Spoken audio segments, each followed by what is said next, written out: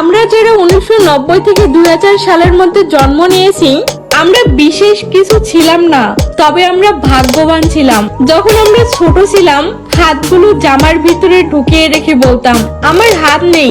একটা কলম ছিল, যার 4 কলমেই কালি ছিল, আর 4টি বোতাম একসাথে টেপার চেষ্টা করতাম। আমাদের সময় এক হাত সমান কলম পাওয়া গেলেও আমরা আবার কলম কেটে অনেক ছোট ছোট কলম আবিষ্কার করতাম। দরজার পিছনে লুকিয়ে থাকতাম, কেউ এলে চমকে দেব বলে। সে আসতে দেরি করছে বলে অধৈর্য হয়ে বেরিয়ে আসতাম।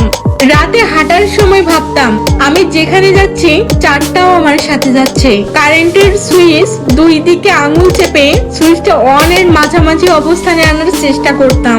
স্কুলে যাওয়ার সময় সবাই একসাথে দৌড়াদৌড়ি করে যেতাম। ক্লাসে কলম কলম খেলা, খাতায় ক্রিকেট খেলা, চোর ডাকাত বাবু পুলিশ খেলতাম। অনেক সময় স্কুল ফাঁকি দিয়ে কয়েকজন বন্ধু মিলে ঘুরতে যেতাম, আড্ডা দিতাম, আরো কত কি।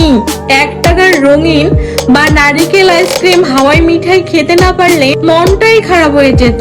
হঠাৎ আকাশ দিয়ে হেলিকপ্টার গেলে সবাই রুম থেকে বেরিয়ে আকাশের দিকে তাকিয়ে থাকতাম। স্কুল ছুটি হলে দৌড়ে বাড়ি আসতাম। মিনাকাটন দেখবো, সিসিমপুর দেখবো। শুক্রবার দুপুর 3টা হলে অপেক্ষা করতাম কখন টিভিতে সিনেমা শুরু হবে, এবং সন্ধ্যার পর আলিফ লায়লা, সিন্দাবাদ, ম্যাকডাইভার দেখার জন্য পুরো সপ্তাহ অপেক্ষা করতাম।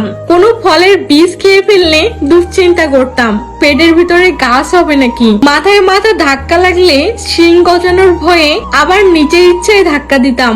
কেউ বসে থাকলে তার মাথার উপর ঝাঁপ দিতাম, যাতে সে লম্বা না হতে পারে।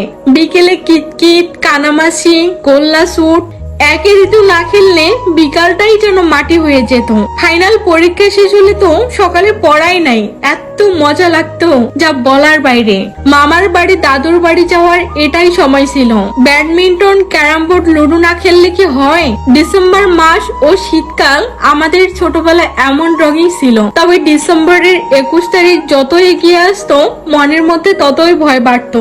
ওই দিন যে ফাইনালের রেজাল্ট দিবে, তাই আর কি। আমি জানি আমাদের জেনারেশনের যারা এগুলো শুনছো, নিশ্চয়ই তোমাদের মুখে হাসি ফুটে উঠেছে। এসব কথা মনে পড়লে ইচ্ছে করে আবারও যদি ফিরে যেতে পারতাম সেই ছোট্ট বেলায়। ধন্যবাদ। ভিডিওটা যদি ভালো লেগে থাকে অবশ্যই লাইক, কমেন্ট, শেয়ার করে পাশে থাকবেন।